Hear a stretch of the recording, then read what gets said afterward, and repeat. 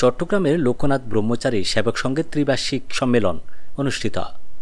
আমানত হোসেনের প্রতিবেদনে দেখুন বিস্তারিত। বাংলাদেশ লোকনাথ ব্রহ্মচারী সেবক সংঘ চট্টগ্রাম জেলা কমিটির ত্রিবার্ষিক সম্মেলন গত ২৭ ডিসেম্বর সকালে চট্টগ্রাম কেন্দ্র নন্দীরহাট লোকনাথ ব্রহ্মচারী সেবাশ্রম প্রাঙ্গণে অনুষ্ঠিত হয়। চট্টগ্রাম জেলা কমিটির সভাপতি উৎপল রক্ষিতের সভাপতিত্বে অনুষ্ঠিত ত্রিবার্ষিক সম্মেলনের শুভ উদ্বোধন করেন বাংলাদেশ লোকনাথ ব্রহ্মচারী সেবক সংঘ কেন্দ্রীয় কমিটির সহসভাপতি লায়ন তপন কান্তি দত্ত। প্রধান অতিথি ছিলেন চট্টগ্রাম বিশ্ববিদ্যালয়ের সিনেট কমিটির সদস্য প্রফেসর ডক্টর সুকান্ত ভট্টাচার্য।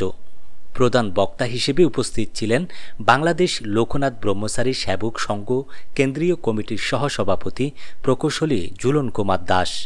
মঙ্গল প্রদীপ প্রজ্বলন করেন শীতলপুর শ্রী শ্রী লোকনাথ ব্রহ্মচারী সেবাশ্রমের অধ্যক্ষ শ্রীমৎ গোবিন্দ ব্রহ্মচারী।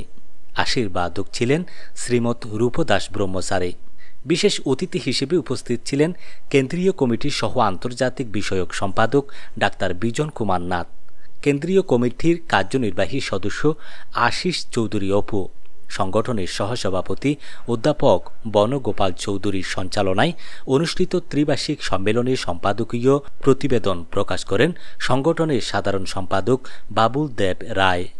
স্বাগত বক্তব্য রাখেন সহসভাপতি সুনীল দত্ত। শুভেচ্ছা বক্তব্য রাখেন সহসভাপতি অশোক গুপ্ত। ধন্যবাদ জ্ঞাপন করেন সহসভাপতি ডাক্তার প্রবীর শঙ্কর রায়। শোক প্রস্তাব প্রদান করেন যুগ্ম সাধারণ সম্পাদক শ্যামল দাস রানা। আর্থিক প্রতিবেদন প্রকাশ করেন অর্থ সম্পাদক প্রদীপ চক্রবর্তী, অর্থ সম্পাদক খোকন চক্রবর্তী। সাংগঠনিক বক্তব্য রাখেন যুগ্ম সাধারণ সম্পাদক সুব্রত দাস, সাংগঠনিক সম্পাদক উৎপল দত্ত, সাংগঠনিক সম্পাদক কমল চক্রবর্তী অলোক, সৈকত দাস ইমন, বোয়ালখালী উপজেলার সভাপতি বাবুল ঘোষ, প্রদীপ কুমার দে, অনন্ত শর্মা প্রমুখ। দ্বিতীয় অধিবেশন কেন্দ্রীয় কমিটির সহসভাপতি লায়ন তপন কান্তি দত্তের সভাপতিত্বে অনুষ্ঠিত হয়। কাউন্সিলদের মতামতের ভিত্তিতে উৎপল রক্ষিতকে সভাপতি, বাবুল দেব রায়কে সাধারণ সম্পাদক ও খোকন চক্রবর্তীকে অর্থ সম্পাদক করে আগামী ৩ বছরের জন্য কমিটি ঘোষণা করা হয়।